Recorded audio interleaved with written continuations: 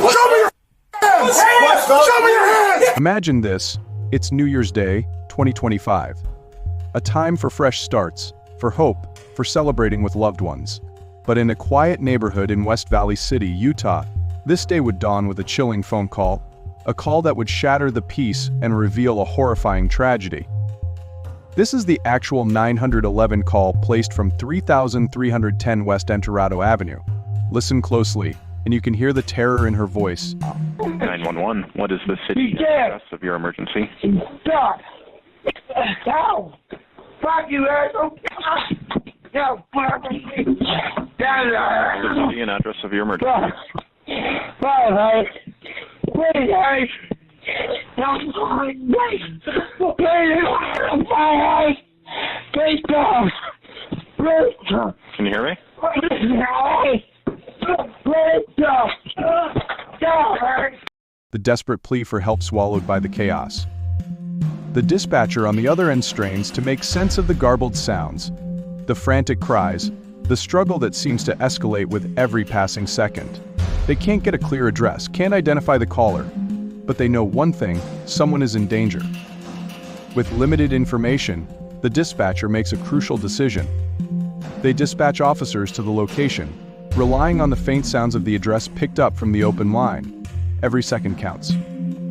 What those officers were about to encounter was a scene of unimaginable violence, a tragedy that would leave a family shattered and a community reeling. This is the story of Erik Bertelsen, a man who, on that fateful New Year's Day, turned on his own parents in a brutal attack. It's a story of violence, of loss, and of the devastating consequences of untreated mental illness and substance abuse. To understand what happened inside that house, we need to go back to piece together the events that led to this horrific crime. We need to examine the life of Erik Bertelsen, his troubled past, and the warning signs that may have been missed. Erik Bertelsen was 35 years old. He had a history of run-ins with the law, a pattern of behavior that hinted at a deeper struggle. Just days before the attack, he was arrested for running down the street in his underwear, fueled by methamphetamine. He had a history of violence, a conviction for aggravated assault stemming from a 2009 incident where he threatened party gory with knives. He had served time for kidnapping, holding his then-girlfriend against her will and threatening her life. Terri and Kerry Bertelsen, Erik's parents, were loving and supportive, despite their son's troubles. They opened their home to him, hoping to help him get back on his feet. But their kindness would ultimately be met with unimaginable violence. That desperate 911 call was likely placed by Terri, Erik's mother. In those agonizing moments, as she fought for her life, she unknowingly provided the crucial clue that would bring police to their door. But it was too late. By the time officers arrived, the tragedy had already unfolded. What they found inside that house would forever be etched in their memories, a scene of unimaginable horror. In the next scene, we'll witness the harrowing moments captured on the officers' body cameras as they enter the Bertelsen home and confront a killer in the act. Prepare yourself, because what you're about to see is deeply disturbing. But it's a crucial piece of this tragic puzzle, a stark reminder of the devastating consequences of violence and the importance of seeking help for those struggling with mental illness. The first officers arrive on the scene at 3310 West Enterado Avenue. It's a quiet neighborhood, typical of many in West Valley City, Utah. Single-family homes, neatly kept lawns, a sense of peace that belies the horror unfolding within one of these houses. The officers approach cautiously. They know there's been a disturbance, a possible domestic dispute. But the details are scarce. The 911 call was chaotic, filled with screams and unintelligible sounds. They have no idea what they're walking into. The bodycam footage captures their every... Get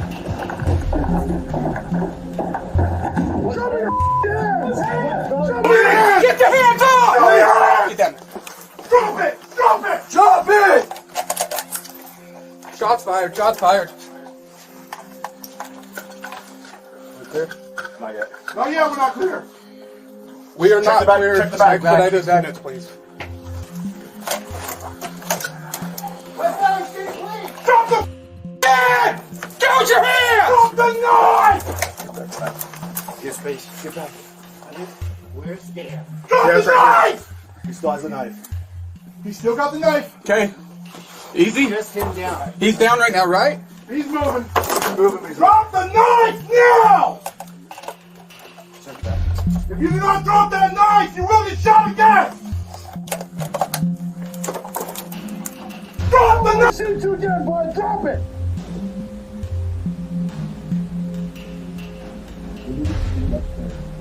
Hey, you guys like that? Take you upstairs. Drop that knife now!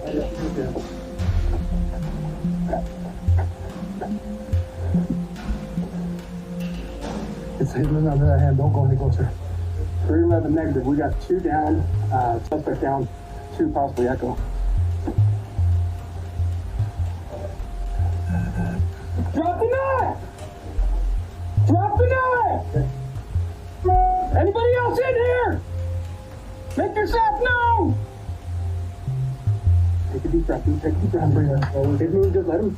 I know. Breathe. Where's the knife in his left hand? He had one, some in his right and some in his left. Okay, I don't see anything in his right. It is clear. There's nothing in his left.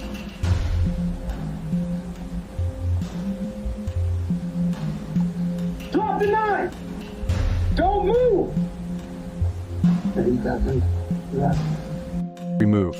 We see them approach the front door, their hands hovering near their holsters. They knock, announce themselves, but there's no answer. They try the doorknob. It's locked. They peer through the windows, trying to get a glimpse inside, but the curtains are drawn. The house is eerily silent.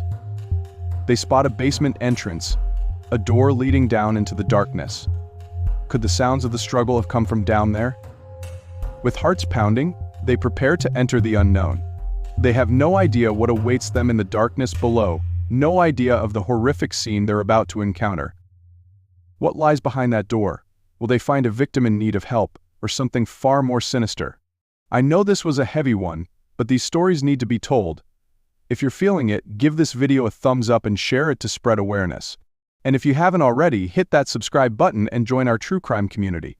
For those of you who've been here a while, you know I appreciate you. Thanks for sticking around. The officers exchange a tense look. One raises a hand, signaling to proceed. They know they have to go in, have to find out what's happening inside. But the silence is unsettling, broken only by the sound of their own breathing and the faint creaking of the house. The basement is dimly lit, the air thick with a musty smell. The officers move cautiously, their footsteps echoing in the confined space. Every shadow seems to hold a potential threat. What are they thinking at this moment? Are they anticipating a confrontation? Are they hoping to find someone in need of help? Or are they dreading what they might discover in the darkness? Each step down those stairs brings them closer to the source of the 911 call, closer to the unknown. The tension is almost unbearable. What will they find around the next corner? Who will they encounter? The sound leads them to a closed door at the end of a short hallway. They exchange another look, a silent communication passing between them. This is it. This is where the answers lie. What awaits them on the other side of that door? Will they find the source of the 911 call, a victim in need of rescue? Or will they face something far more dangerous, something that will test their courage and their training to the limit? The officer throws open the door, his weapon leading the way. The bodycam footage captures the scene in stark detail. It's a small room, sparsely furnished, and in the center of it all, a scene of unimaginable violence is unfolding. The officers shout commands, their voices echoing in the confined space. Drop the knife. Show me your hands. Get on the ground. But Erik ignores them, his attention solely focused on his victims. The officers are faced with a split-second decision. They are trained to protect life, to de-escalate situations. But here, in this moment of chaos, there is no time for negotiation, no room for error. They must act to stop the immediate threat. In that moment, the officers were forced to make a life-or-death decision. They used deadly force to stop a violent attack that was still in progress. It was a decision that would have lasting consequences for everyone involved. The immediate threat is neutralized, but the tragedy is far from over. Terri and Kerry Bertelsen are dead, their lives brutally cut short by their own son. The officers are left to grapple with the aftermath of what they have witnessed and the actions they were forced to take. What led to this horrific act of violence? What drove Erik Bertelsen to attack his own parents? And could this tragedy have been prevented? The aftermath of the shooting is a scene of controlled chaos. Paramedics arrive, but their efforts to revive Terri and Kerry Bertelsen are futile. They are pronounced dead at the scene. Erik Bertelsen, too, is declared dead. 3 lives lost in a matter of minutes. The investigation begins immediately. The house is secured, a crime scene meticulously preserved. Detectives begin the painstaking process of collecting evidence, searching for clues that might explain what led to this horrific tragedy. They interview neighbors, friends, and family members, trying to piece together a picture of the Bertelsen family and the events leading up to the attack. They learn that Terri and Kerry were loving parents, well respected in their community. They had tried to help their son, Erik, despite his struggles with mental health and addiction. But Erik's life was troubled. He had a history of arrests, a pattern of erratic behavior. He had been in and out of prison, struggling with drug addiction and mental health issues. Just days before the attack, he had been arrested for running down the street in his underwear, high on methamphetamine. Was this a case of a troubled mind snapping under the weight of addiction and mental illness? Was there something more, some underlying trigger that set off this violent outburst? Or was this a tragedy that could have been prevented with the right intervention and support? The investigation continues, but the question remains, what drove Erik Bertelsen to commit such a horrific act? Was it a culmination of his struggles, a final act of desperation? Or was there something more, something hidden in the shadows of his past that might hold the key to understanding this tragedy? To understand what led to this tragedy, we need to delve into the life of Erik Bertelsen. Who was he? What demons haunted him? And were there warning signs that could have prevented this horrific outcome? Erik's troubles began early. He had a history of run-ins with the law, starting with minor offenses and escalating over time. There were arrests for drug possession, for disorderly conduct, for assault. Each incident a glimpse into a troubled mind, a life spiraling out of control. This incident, in particular, paints a disturbing picture. Erik's behavior was erratic, his words delusional. He was clearly struggling with mental health issues, possibly exacerbated by substance abuse. Some describe him as a troubled soul, someone who needed help but didn't know how to ask for it. Others recall instances of aggression, of threats, of moments when they feared for their safety. Even his parents, Terri and Kerry, had experienced Erik's volatile behavior. They had called the police on him in the past, seeking help for their troubled son.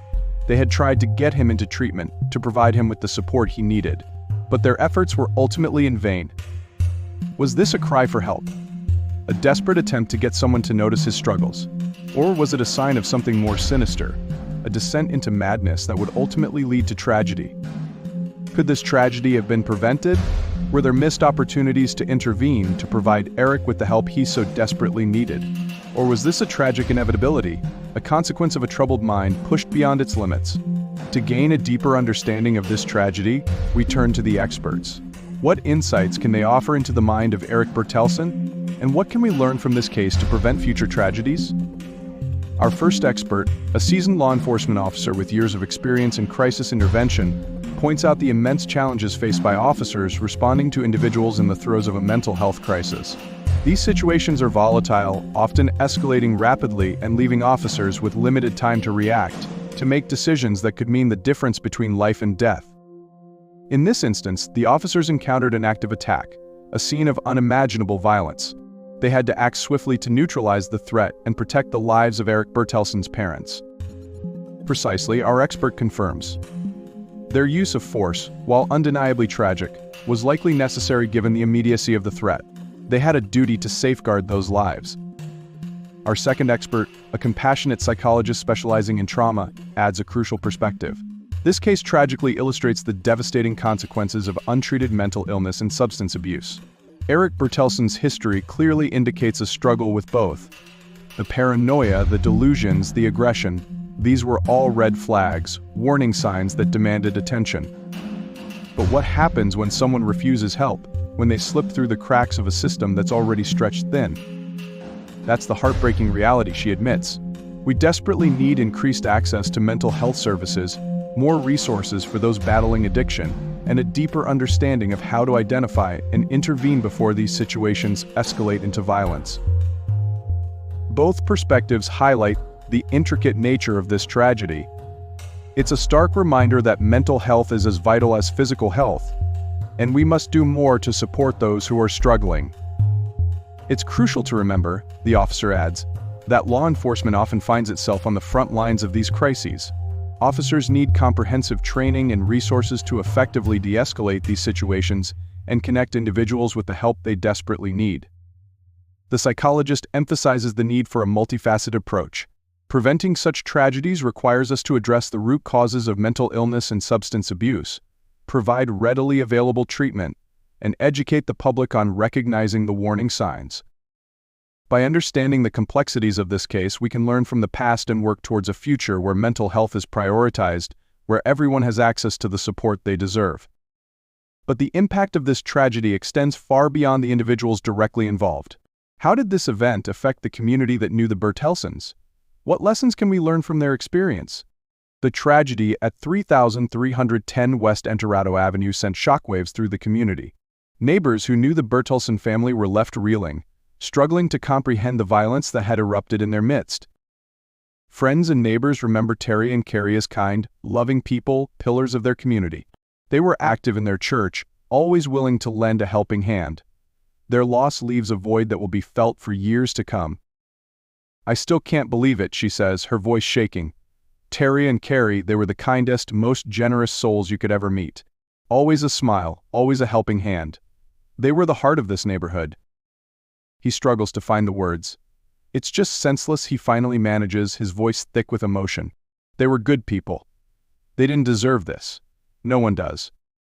Their absence is a gaping wound in the community, a stark reminder of the violence that shattered their peace. The grief is palpable, a shared sense of loss that hangs heavy in the air. This tragedy has brought the issue of mental health to the forefront. Many in the community are asking, could this have been prevented? Were there signs that were missed? And what can we do to ensure that something like this never happens again? This case highlights the critical need for increased mental health awareness and support services. We need to break the stigma surrounding mental illness, encourage people to seek help, and provide the resources they need to get better. It's also a reminder that we need to be there for each other, to offer support and compassion to those who are struggling. We need to create a community where everyone feels safe reaching out for help, without fear of judgment or shame. The tragedy at 3310 West Enterado Avenue is a stark reminder of the fragility of life and the devastating consequences of violence. It's a story that leaves us with many questions, but it also reminds us of the importance of compassion, understanding, and the need to support those who are struggling with mental health challenges. If you or someone you know is struggling with mental health or substance abuse, please reach out for help. There are resources available, and you don't have to go through this alone. Thank you for watching. If you found this video informative, please like and share it to help raise awareness about mental health. Don't forget to subscribe to our channel for more true crime documentaries.